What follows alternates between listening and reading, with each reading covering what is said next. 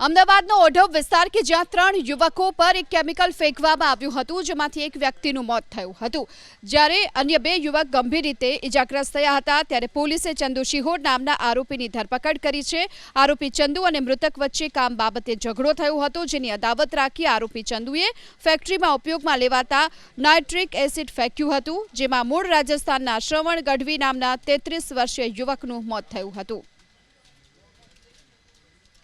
જે આરોપી અને જે મરણ જનાર છે એ લોકો બાજુમાં રૂમમાં ભાડે રહેતા હતા।